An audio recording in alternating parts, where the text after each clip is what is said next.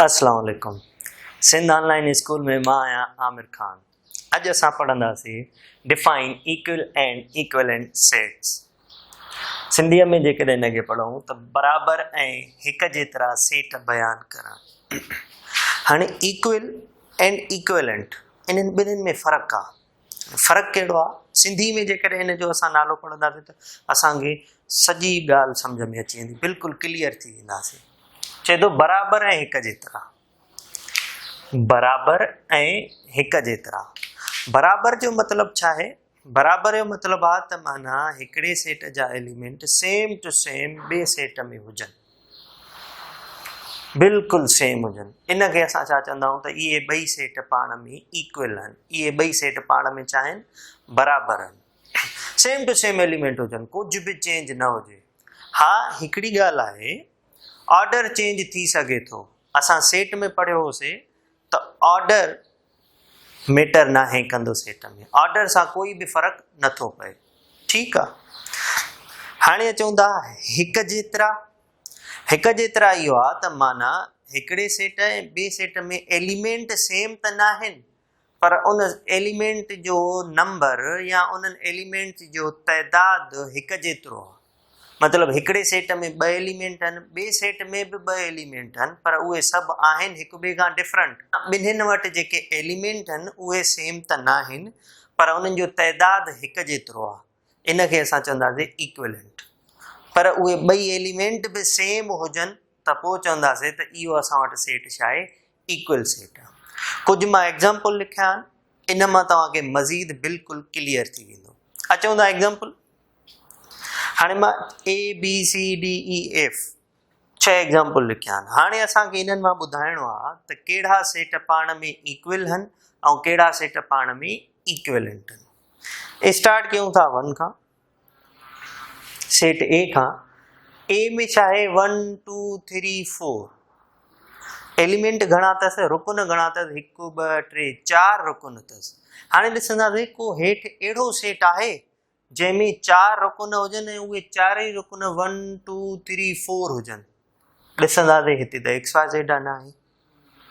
हा, C हिकिड़ो आहे जंहिंमें एलिमेंट आहिनि 4 3 2 1 ऐं हिन में आहे 1 2 3 4। छा सभु एलिमेंट सेम आहिनि A ऐं C में? हा, सभु एलिमेंट सेम आहिनि। जॾहिं इन ॿिन्हिनि में सभई एलिमेंट सेम आहिनि त चवंदासीं बाबा हाणे A ऐं C पाण में छा आहिनि? Equal sets. चवंदासीं A and C are equal sets। ठीकु आहे। हाणे अचूं B में असां वटि एलिमेंट घणा आहिनि? 3 एलिमेंट आहिनि ऐं एलिमेंट कहिड़ा आहिनि? XYZ। ॾिसूं त छा ॿियो को अहिड़ो सेट आहे जंहिंमें 3 एलिमेंट आहिनि? हिन में हे त थी वियो, हिन में 5 एलिमेंट आहिनि, हिन में बि 5 एलिमेंट आहिनि, हिन में 3 एलिमेंट। हाणे ॾिसूं छा उहे 3 एलिमेंट हिक जहिड़ा आहिनि? X X Y Y Z Z हिक जहिड़ा आहिनि, पर ऑर्डर आहे। ऑर्डर मैटर नथो करे त असां चवंदासीं B ऐं F। B and F। B ऐं F छा आहिनि? पाण में सेम एलिमेंट आहिनि ॿिन्हिनि में, त माना इहे ॿई छा आहिनि? Are equal sets.